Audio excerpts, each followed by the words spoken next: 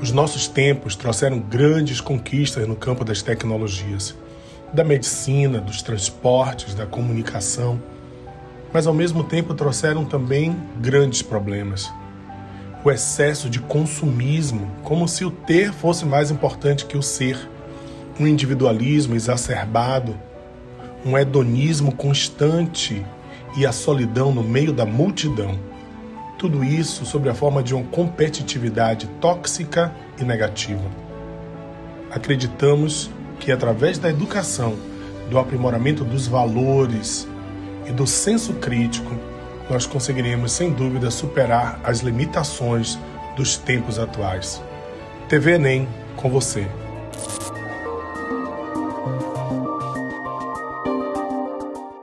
Uma outra coisa importante a falar é que os vasos sanguíneos são divididos em categorias. Temos as artérias, que são os vasos sanguíneos que levam sangue recém-bombeado do coração para os tecidos. Temos ramificações com menor calibre, que são as arteríolas, que controlam a pressão para que o sangue chegue até os capilares, onde vão acontecer as trocas gasosas, onde o sangue vai fazer troca com os tecidos. Esses capilares, após as trocas, vão dar origem a vênulas e veias, que fazem a drenagem desse sangue de volta ao coração. Então, eu posso dizer que veias são vasos sanguíneos que trazem sangue ao coração. E existe também, paralelo à circulação, grande circulação, existe a parte linfática do nosso corpo, que são vasos que brotam dos tecidos em direção aos vasos venosos, conduzindo uma mistura de plasma que extravasa do vaso em direção aos tecidos, junto com os próprios líquidos intercelulares ou os líquidos tissulares. Essa mistura de plasma que sai da grande circulação com os líquidos tissulares forma a linfa e deve ser retornada à grande circulação pelos vasos linfáticos. Ora, se olharmos para essas duas imagens fantásticas da amostra científica, o fantástico corpo humano, você observa uma distribuição bem fidedigna da quantidade de vasos sanguíneos que há em um corpo humano. Olha que eu estou salientando somente uma parte dos membros inferiores, tórax, abdômen e o crânio. Olha a quantidade de ramificações que existem de vasos sanguíneos em nossos corpos. Não dá para distinguir olhando pelas imagens daí, mas eu posso dizer a vossas senhorias que esses vasos sanguíneos são diferentes. Se você olhar aqui à minha esquerda, no caso de vocês aí, eu tenho as artérias. Por que eu sei que as artérias são esses vasos aqui? Primeiro, porque ela tem uma musculatura muito avantajada para suportar e manter unidirecionalmente o fluxo de sangue para os tecidos. Por isso que as artérias pulsam de forma inversamente ao coração. Se o coração está em contração, as artérias estão em relaxamento. Quando o coração está em relaxamento, as artérias estão pulsando. E essa aqui é um vaso venoso, vaso veia, porque tem válvulas que favorecem esse retorno do sangue da parte periférica do corpo, retornando ao coração para que a circulação não pare, para que a circulação não cesse. Então, se olharmos atentamente a distribuição desses vasos, nós teremos então as artérias levando o sangue do batimento cardíaco em direção a todos os tecidos e formando os capilares. Esses capilares vão construindo e aumentando a sua espessura, seu diâmetro, para dar origem a veias que retornam com esse sangue de volta ao coração, já que o nosso objetivo é fazer sangue circular. E para fazer esse sangue circular, nós precisamos de uma bomba, o coração. A maioria dos estudiosos dizem que o nosso coração ele é dividido em duas bombas. A bomba da direita, que tem a função de bombear sangue venoso para os pulmões, e a bomba da esquerda, que tem a função de bombear sangue arterial para todo o corpo humano. Então podemos dizer que o coração é um órgão oco formado por 4 cavidades. As 2 de cima chamamos de átrios ou aurículas, as 2 de baixo nós chamamos de ventrículo. As aurículas recebem o sangue trazido pelas veias para o coração e os ventrículos bombeiam o sangue por artérias, tanto o ventrículo direito quanto o ventrículo esquerdo. E esse, comumente, como eu falei há poucos instantes, é dividido em 2 bombas, a bomba da direita, a bomba da esquerda. A bomba da direita transporta o sangue venoso para que aconteça a hematose lá no pulmão e a bomba da esquerda distribui esse sangue arterial por todo o corpo, ok? E esse coração, como é que ele se movimenta? Como é que ele contrai? O coração tem células modificadas no seu átrio direito, chamadas de células do sino nó atrial, também conhecidas como células do marca-passo, que produzem impulsos nervosos para determinar os movimentos aqui estabelecidos entre as cavidades, sístole e diástole. Chamamos de sístole o processo de contração das cavidades cardíacas e diástole o processo de relaxamento. Você há de convir comigo que se os átrios estão em cima, os ventrículos estão embaixo, os átrios bombeiam sangue para os ventrículos e os ventrículos bombeiam sangue para as artérias. Então, quando o átrio está em sístole, o ventrículo tem que estar em diástole para receber esse sangue. Quando o ventrículo está em sístole, os átrios têm que se abrir para que o sangue possa entrar no coração mais uma vez. Então, nessa perspectiva, chegamos à análise dessa imagem bem ilustrativa. E aqui nós podemos ver o átrio direito, ele é separado por uma válvula atrioventricular, como ela tem 3 cartilagens em sua conformação. Nós chamamos ela então de válvula tricúspide, tem 3 ramificações nela aqui, ó, do lado direito. Então, quando o átrio direito se contrai, a válvula abre, o sangue passa para o ventrículo direito, que bombeia esse sangue para a artéria pulmonar, que levará o sangue para o pulmão, tanto do lado esquerdo quanto do lado direito. Lá no pulmão vai acontecer a hematose, troca gasosa, vai entrar oxigênio no sangue, sair gás carbônico do sangue, vai transformar o sangue venoso em sangue arterial. Esse sangue retorna para o átrio esquerdo, vai ser bombeado para o ventrículo esquerdo através da válvula bicúspide ou mitral e vai então ser alojado aqui no ventrículo esquerdo. Se você observar atentamente, tanto nos seus livros como nessa imagem, a musculatura que reveste a parte do ventrículo esquerdo do coração apresenta um tamanho maior, um pouco mais robusta, porque a contração dos ventrículos, a contração do ventrículo esquerdo, deve promover a passagem do sangue por essa artéria, ó, a artéria aorta, que vai determinar a circulação para que o sangue arterial chegue a todos os tecidos do corpo. Então, dividiremos a circulação proporcionada pelo coração em 2 tipificações. A pequena circulação, também conhecida como circulação pulmonar, em que o sangue que veio do corpo chegará ao átrio direito, pela veia cava inferior, que traz o sangue oriundo dos órgãos periféricos do corpo, e a veia cava superior, que traz o sangue dos membros superiores e crânio para o átrio direito. Os átrios, então, se contraem. Quando o átrio direito é contraído, ele manda sangue, ele bombeia sangue para o ventrículo direito.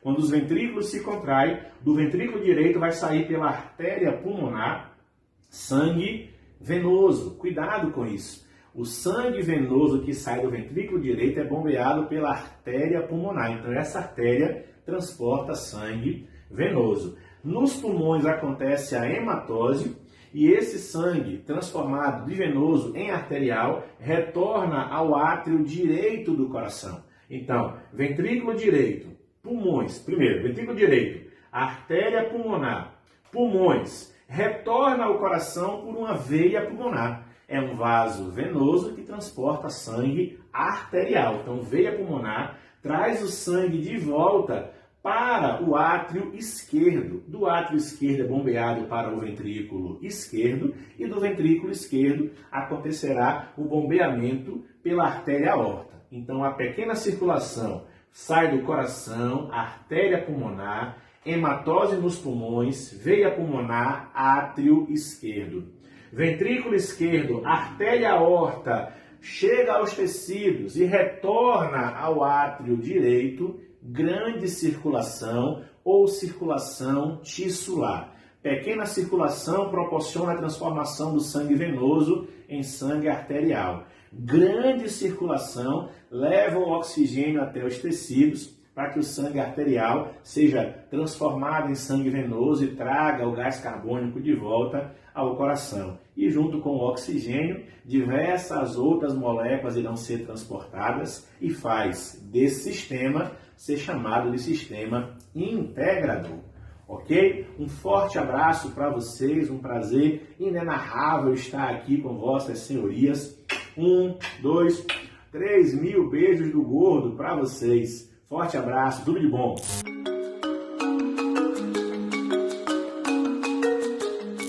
Meus queridos, tudo bem? O assunto de hoje é o naturalismo. Na Europa e no Brasil. Então, vocês sabem que esses vestibulares, eles dão mais ênfase, na verdade, às produções nacionais.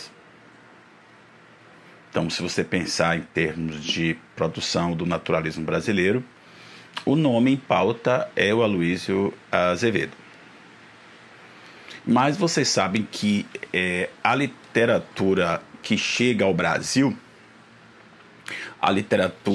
essa literatura do século XIX, ela é de influxo francês, excetuando o romantismo, de influxo francês. Então, assim, para que você possa entender o que acontece no Brasil, é necessário que você entenda também o que acontece fora do Brasil e na Europa. Então, embora, na verdade, você tenha nomes importantíssimos, né, dessa literatura, na verdade, do realismo e do naturalismo, lá na Europa não se divide muito bem, né? Não tem uma espécie de marco que divida um e outro. É tudo muito misturado. Então, você tem autores que estão pelos dois lados, né? Você não tem uma diferença. Então, na Europa você tem o realismo russo, de Gogol, né, de Dostoiévski, que são escritores belíssimos, mas é difícil você... Tolstói, eu gosto muito do realismo russo, né? Dostoiévski é uma coisa absurda, o que ele dá, não é, de capacidade, de imersão na criatura humana e nessas questões sociais, né? Como ele consegue fazer uma grande mistura. Humilhados e Ofendidos é uma obra belíssima, né? Que pega essa sociedade russa em decadência, uma aristocracia decadente, e como essas pessoas agonizantes, elas tratavam as pessoas pobres, é um absurdo, né? Crime e Castigo. Então, Crime e Castigo, a forma de imersão na psicologia dos personagens é uma coisa também. O Raskolnikov, né, que é o protagonista, enfim. Mas essa literatura russa, ela fica muito distante de exames de vestibular, muito menos do Enem, né?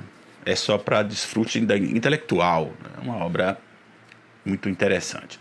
Mas assim, a literatura portuguesa como referência para nós era muito importante, do realismo e naturalismo. E então você tem o Primo Basílio, por exemplo, que é uma obra interessante, né? Ela tem vários elementos do realismo e do naturalismo. E tem uma coisa que gravita na Europa e que não chega para nós em termos de influxo, que é a questão do marxismo, né? Lá fora, na obra de Courbet, que é artes plásticas, isso ficou bastante patente. Aqui no Brasil isso não chegou. Parece que os nossos escritores naturalistas e até os realistas mesmo, até com o próprio Machado de Assis, não fizeram esse tipo de discussão. Quem sabe, né? Quer dizer, sabe, né? Os caras não tinham como fazer, né? Porque lá fora a questão do realismo naturalismo e o influxo marxista estava na relação de capital e trabalho. Aqui não tinha capital e trabalho, aqui era mão de obra escrava, então não tinha essa relação de classe social, do ponto de vista da relação capital e trabalho. E aí os caras fizeram mesmo, foi as questões sociais, mais ou menos, e a questão psicológica dos personagens, essa imersão. Mas voltamos para a literatura europeia, que é o nosso influxo. E aí eu vou para a literatura portuguesa, com o Primo Basílio, né? O Primo Basílio dá conta de uma série de coisas, inclusive dessa questão do social e da visão marxista. Uma história que é uma trama simples, né? Você tem dois personagens que são os que mais aparecem logo, que é o Jorge e a Luísa, né? E eles, como todo bom romance do realismo e naturalismo, o casal já aparece casado. Então, no realismo, na verdade, é diferente do romantismo. No romantismo, o casamento é o himeneu, né? O ponto mais alto da relação afetiva. Quase nunca acontece no romantismo um casamento. Mesmo como última instância lá, ela não aparece. É a grande paixão, o envolvimento, a sedução no romantismo. No realismo, pelo contrário. No realismo, a cena do casamento, ela aparece muito fortemente. E o casamento para o realismo é muito diverso, né? Para o realismo, o casamento é o lugar da rotina, né? Da perda do amor e, consequentemente, o adultério. E Jorge e Luísa aparecem casados há 3 anos, né? E interessante que o casamento deles foi muito rápido. E a obra faz um flashback, né? Porque eles aparecem casados, a obra faz um flashback, e que Luísa tinha um namorado, ela tinha 18 anos, né? Tinha um namorado, que era o tal do Basílio, é um primo dela. E Jorge vivia com a mãe, numa casa, que é a casa do presente narrativo, que eles vivem como casados. E ele tinha uma namorada, dividia essa namorada com outra pessoa. Ele era um cara meio sem graça, né? E aí a mãe dele morreu, deixou tudo pra ele, né? Não tinha outro filho. E aí ele precisava de uma mulher para tomar conta dele da casa. Aí ele conhece Luísa, já tinha se separado do primo Basílio e tudo mais, né? E aí 6 meses eles se casam. Tem um amigo deles, que é o Sebastião, né? Que diz, olha, eles casaram no ar. Entende? Luísa entrou na casa sem nenhuma toalha. Tudo ela usou da mãe do cara lá, do Jorge, né? Eu não sei, meninas, se vocês iriam morar na casa de sua sogra viúva, né? Morta. Viúva também. E você usaria a toalha que ela usava. Né? Enfim. E aí eles se casam. Sebastião que arruma tudo. Foi um casamento meio assim acelerado e estão casados. E aí, nessa casa, moram 2 empregadas, né?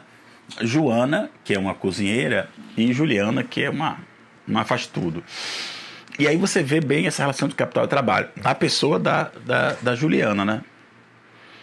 E a Juliana, ela tinha uma infelicidade sexual muito grande, né?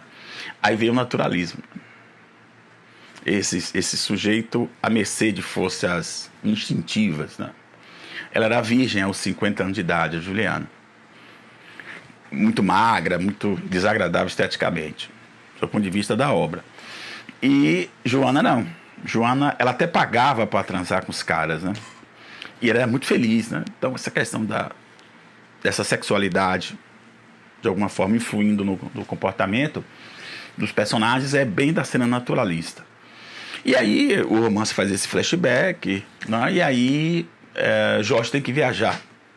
Ele é engenheiro de Minas e vai ter que fazer um trabalho e ficar 6 meses fora no Alentejo, né? Então ele parte e você sabe da notícia que Basílio está de volta a Portugal. E aí ele vai procurar Luísa. E aí começa o envolvimento deles dois, né? Ele seduz rapidamente ela, ele, cheio de história. Luísa era muito romântica. E só que quem está de olho em tudo é Juliana, que é empregada da casa. E aí eles têm correspondências e tal. E aí ela consegue pegar, né, 3 correspondências de Basílio para Luísa. E aí fica com aquilo, né? Ela imagina que ela pode extorquir Luísa de alguma forma no futuro. E aí ela fica lá trabalhando e tem um momento interessante que eles se encontravam para ter relações sexuais na própria casa de Luísa, que era na verdade de Jorge, né? E aí eles resolvem, não, vamos encontrar outro canto, né? E é interessante que quando Luísa pensa que Luísa é muito iludida, né? Que eles vão ter uma casa no campo, com lago, com animais. Aí o Basílio manda buscá-la e leva para uma casa no subúrbio. Na verdade, é um quarto no subúrbio de Lisboa. E aí ela fica decepcionada com aquilo e ali vira um ponto sexual, né, deles lá. Então, para Basílio não tem nenhuma coisa que não seja o sexo. Um belo dia, né, Luísa, por fazer sexo todo dia, ela tomava banho todo dia. E queria roupas novas. Aí ela tem um dia que ela procura uma roupa nova para sair, para encontrar-se com o Basílio, ela não encontra essa roupa. E aí ela vai lá, fala um bocado de coisa para Luísa, e a Luísa chama ela de vagabunda. E aí tem uma discussão, né? Aí Luísa recebe vê, na verdade, na mão de Juliana as cartas, né? Ela desmaia, e tem um mal-estar, e ela diz, olha, aí ela acorda aí, Juliana fala, eu quero 600 contos de réis para essas cartas. Era um dinheiro, não era um dinheiro absurdo, mas era um dinheiro alto, né? Porque ela quer ter o próprio negócio, né? Aí vem o marxismo, ou seja, o operário, ele quer ser igual ao burguês. E aí ela começa a extorquir, a menina não acha o dinheiro, ela vai tentar se prostituir, não consegue. Ela tem uma amiga, né, que é a tal da Pão e Queijo, que as pessoas, ela tinha esse apelido porque todo mundo pegava. E aí tenta ajudá-la, enfim, não dá certo. Até que ela vai pedir o dinheiro ao Basílio. Vai dizer, olha, você tá doida? Eu não tô aqui pra te sustentar, não. E ela tem aquela decepção enorme, né? Mas o leitor já sabe que Basílio não vale nada. E aí ele diz, olha, não vou lhe dar dinheiro não. Ele vai embora, ela desesperada, não tem o que fazer. Até que Jorge, depois de 6 meses, volta, né? E ela tá abatida, né? E ela não sabe o que fazer, né? Porque Juliana quer o dinheiro. E aí, o que acontece? Enquanto ela não tem dinheiro, Luísa vai passar a fazer o trabalho de Juliana. É a inversão, né? Aí um belo dia, Jorge vê Luísa passando roupa. Que absurdo! Essa mulher aí não faz nada. Vou botar ela pra fora. Aí Luísa, pelo amor de Deus, não faça isso. Porque Juliana tem as cartas, né?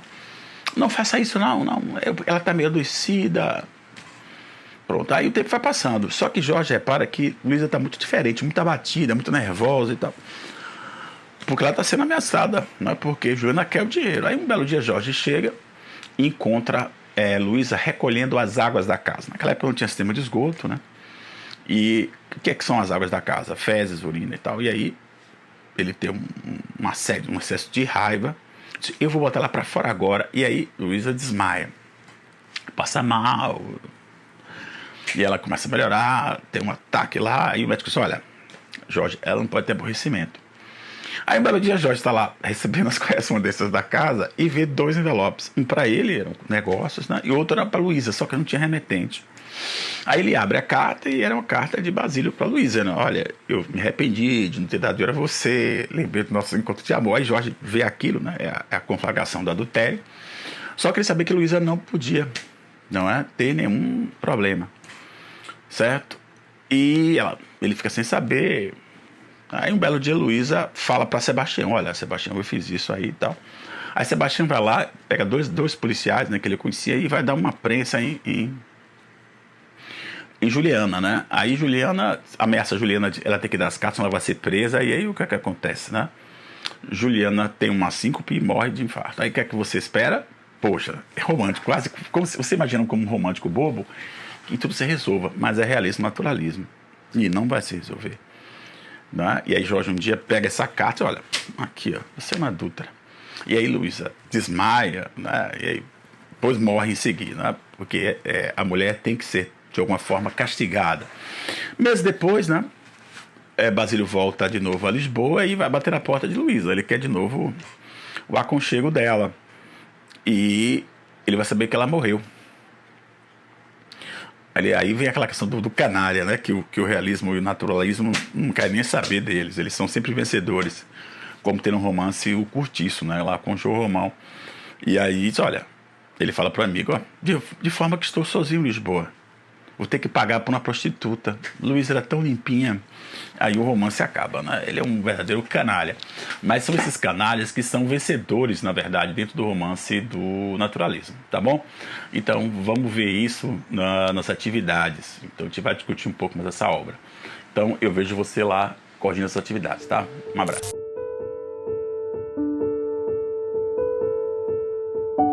Fala, meu povo lindo! E aí, estão aproveitando as aulas da nossa TV Enem? Bom, eu sou Felipe Veloso, ator, e como vocês sabem, toda semana eu dou uma passadinha aqui nos intervalos da programação, sempre trazendo um conteúdo exclusivo, preparado com muito carinho para vocês. Na edição de hoje, eu trago o Dando a Letra, onde eu apresento grandes canções em forma de dramaturgia. Espero que vocês curtam. Um beijo grande, boas aulas e até a próxima. Dando a letra, porque toda boa música tem sempre uma grande história. Era só dizer pra mim que não sentia mais. Que tudo se acabou com um vento forte que passou. Eu te amei. E hoje eu sofro, mas eu sei o meu lugar. Me perdoa, coração, por tão fácil assim me enganar. Você levou o meu amor. E de você nada restou. Eu posso te dizer que nesse mundo meu jeito de ser era você. Era te amar. Não era sofrer.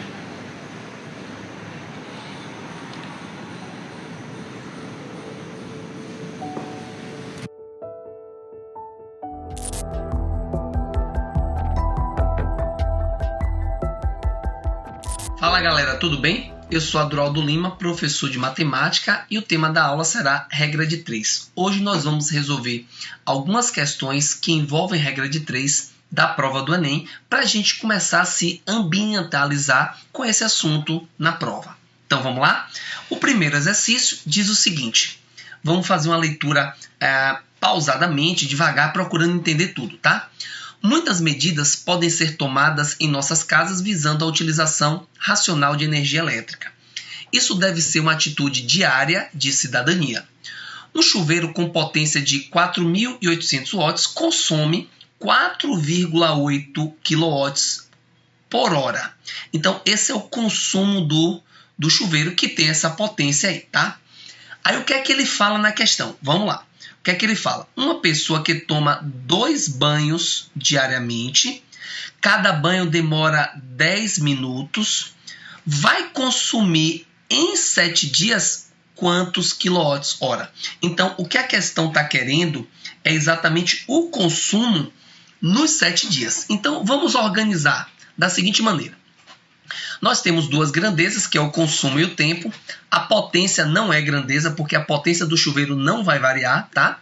Então, ele diz o seguinte, ele diz que 4,8 quilowatts ele consome, né, por hora. Ou seja, isso é em 1 hora.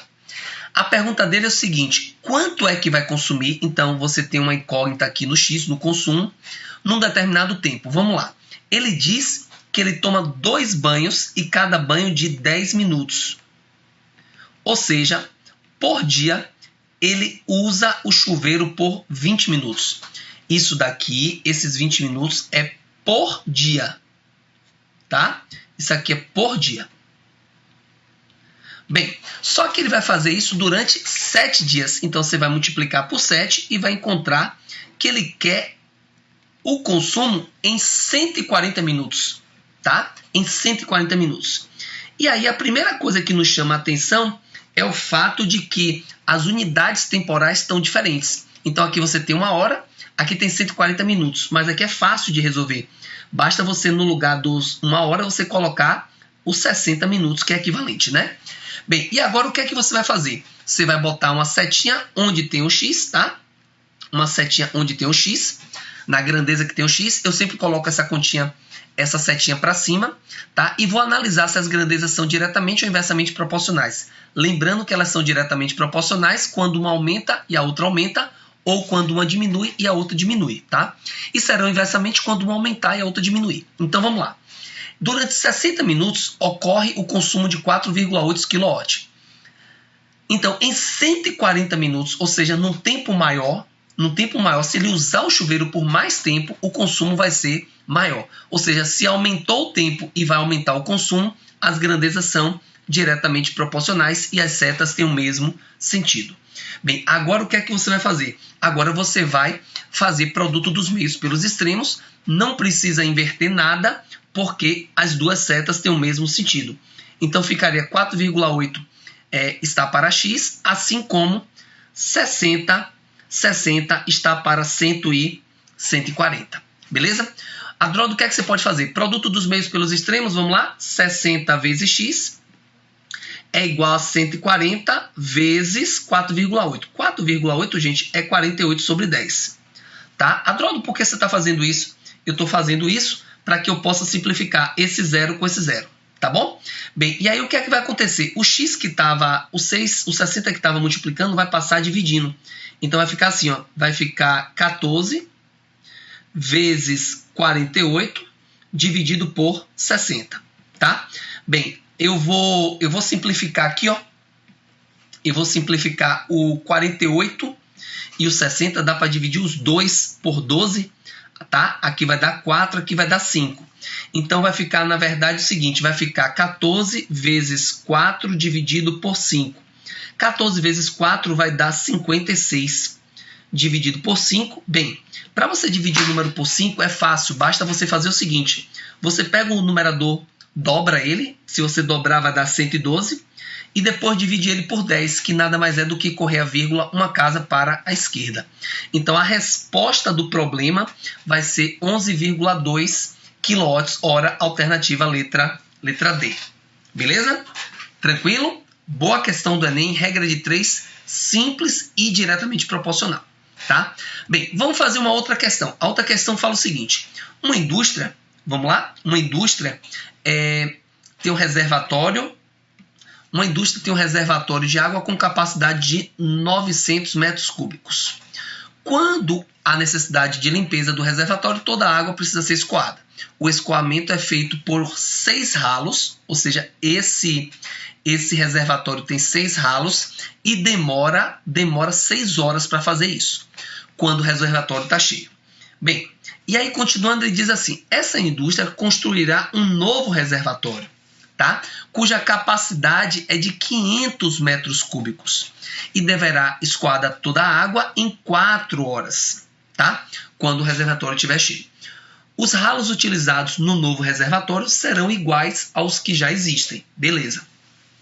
A quantidade de ralos do novo reservatório deverá ser. Então, o que ele está querendo saber na questão é a quantidade de ralos no novo reservatório, que a questão não disse, tá? Aí você fala, Dródo, como é que a gente vai fazer isso? Fácil demais. Vamos lá? Nós temos 3 grandezas. O volume, a quantidade de ralos e o tempo. O volume do primeiro é de 900 metros cúbicos. A quantidade de ralos do primeiro são 6. E o tempo são 6 horas. O volume do segundo reservatório é de 500. A quantidade de ralos eu não faço ideia. E o tempo vai ser de 4 horas. Bem, o que é que a gente faz? A gente vai colocar a seta onde tem a incógnita. No caso, eu vou colocar a seta na quantidade de ralos. E a gente vai analisar volume com quantidade de ralos e tempo com quantidade de ralos. E toda vez que a gente analisar duas, a outra ou as outras a gente vai considerar como uma constante. Então vamos lá, olha só.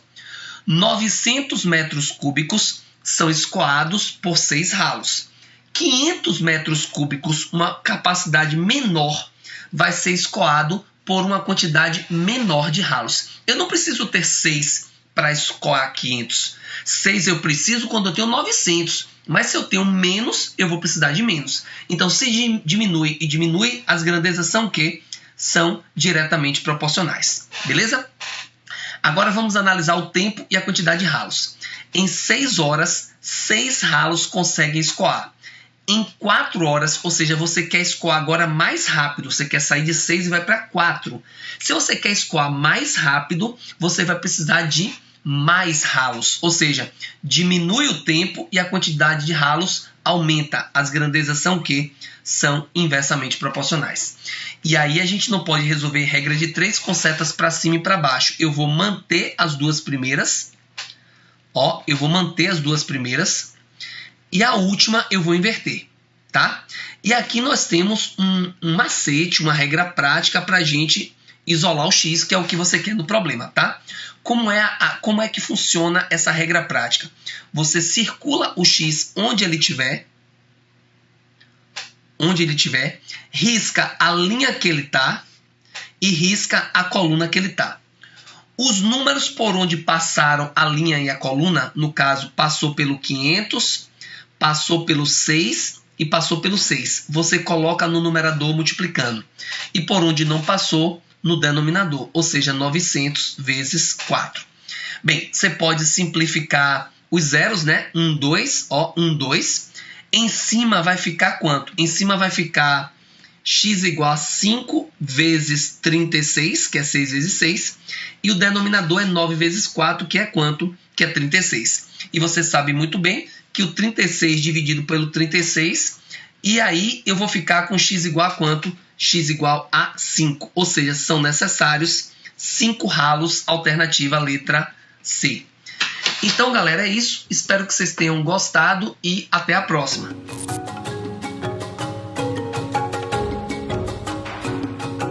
Após a Primeira Guerra Mundial, os Estados Unidos transformaram-se na grande potência do mundo e a Europa passa a consumir os produtos americanos. Para os Estados Unidos, prosperidade, crescimento econômico e diminuição do desemprego. É o American Way of Life. Mas isso vai mudar. Quando a Europa se recupera, os Estados Unidos passam a produzir para ninguém consumir e começam a acumular esses produtos. É a chamada crise de superprodução, que tem como desfecho o crack da Bolsa de Nova York.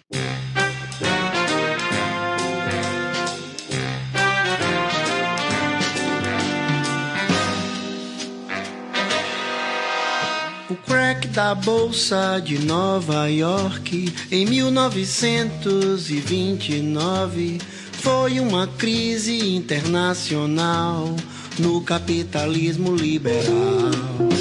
Milhões de desempregados, empresas falindo, ofertas sem mercado, o dólar caindo, uma crise sem igual no capitalismo liberal. Superprodução agrícola e industrial, causando uma situação crítica. Sobrava dinheiro, faltava capital. Crise sem fronteira, crise sem limite. Negra quinta-feira em Wall Street. Crise sem fronteira, crise sem limite. Negra quinta-feira em Wall Street.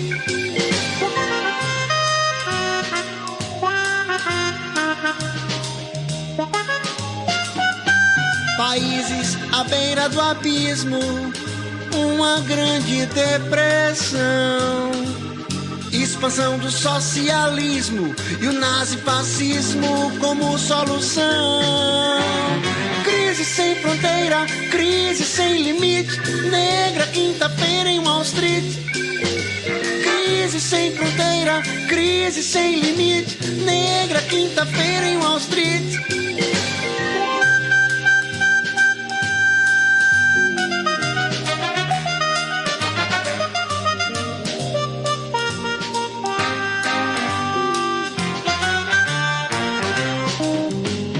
E o presidente Roosevelt cria a União, tentando acabar com a crise, intervencionismo estatal. Crise sem fronteira, crise sem limite. Negra quinta-feira em Wall Street. Crise sem fronteira, crise sem limite. Negra quinta-feira em Wall Street. Crise sem fronteira, crise sem limite. Negra quinta-feira em Wall Street. Crise sem fronteira, crise sem limite. Bancarrota financeira em New York City.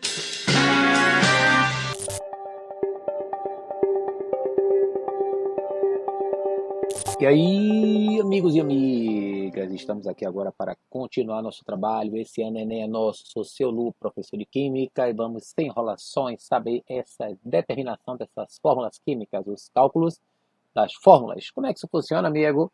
Bom, cálculo de fórmula, na verdade, é você relacionar fórmulas, várias fórmulas químicas, molecular, mínima, centesimal, na verdade são 3, não são tão várias assim. 3. Que a gente vai trabalhar, apesar de você ver outras em ligações químicas.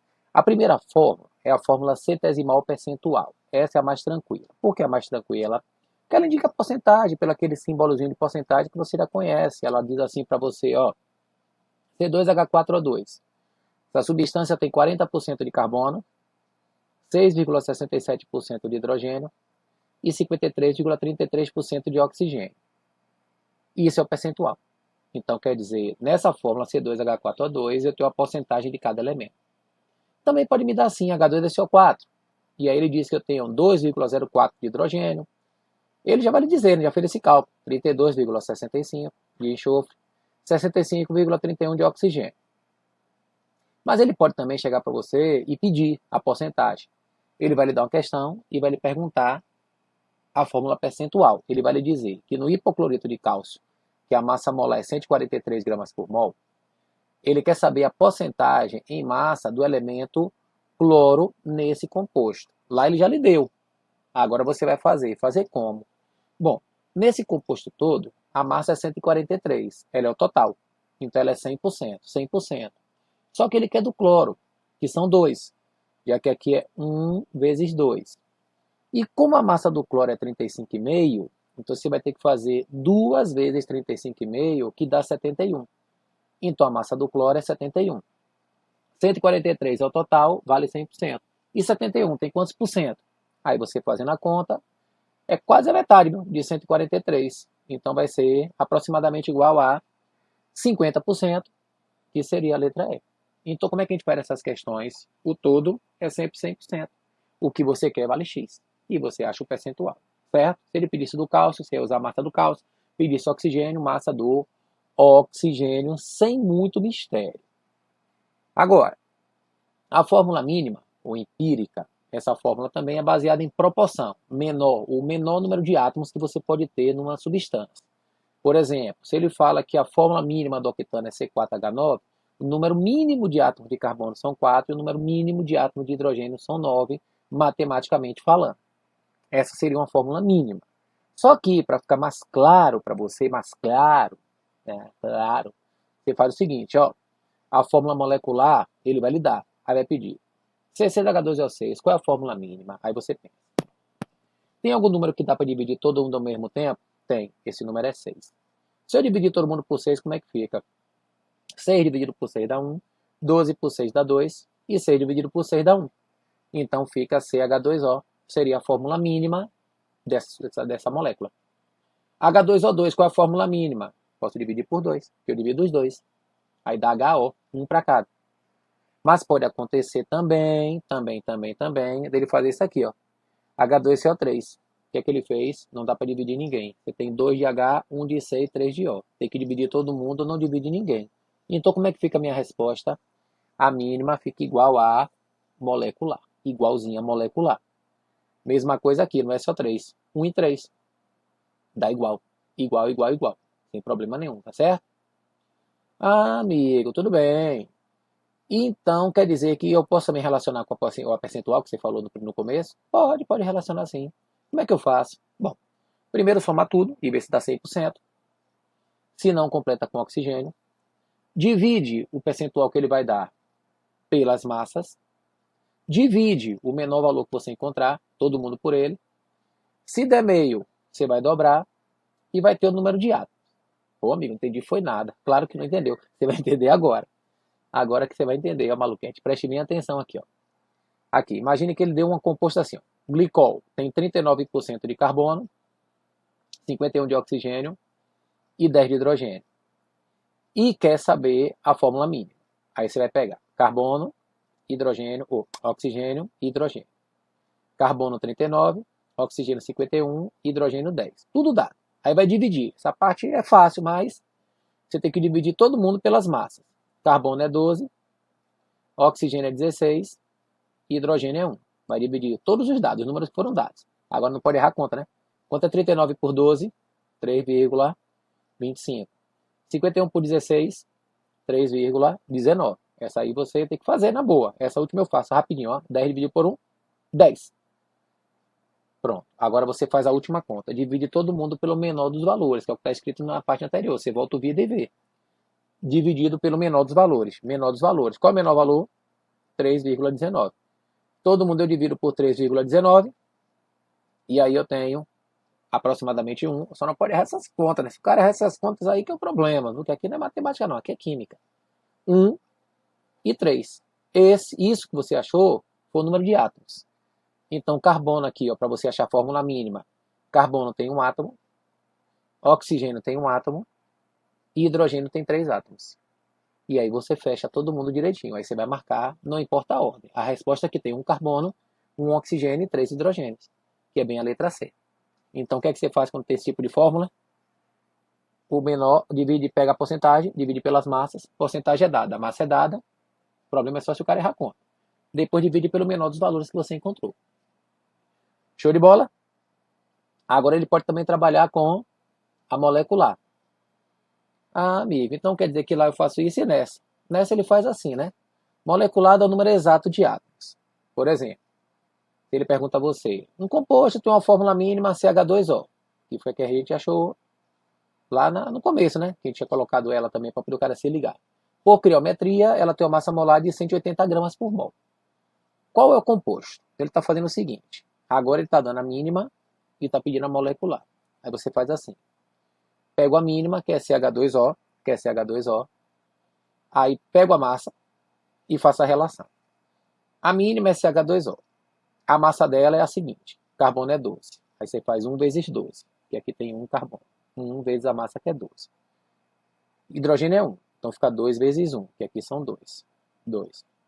E oxigênio é 16. Então fica 1 vezes 16. Isso aqui vai dar 1 vezes 12, 12. Primeiro multiplica, viu? 2 vezes 1, 2. 1 vezes 16, 16. 12 com 2 dá 14, com 16 dá 30. Somou todo mundo, deu 30. Você fala, beleza, e agora? Bom, agora você vai fazer uma relação. Qual é a relação? A massa que ele deu foi 180 e você divide pela massa que você achou que é 30. 180 por 30 dá 6. Por que eu fiz isso, amigo?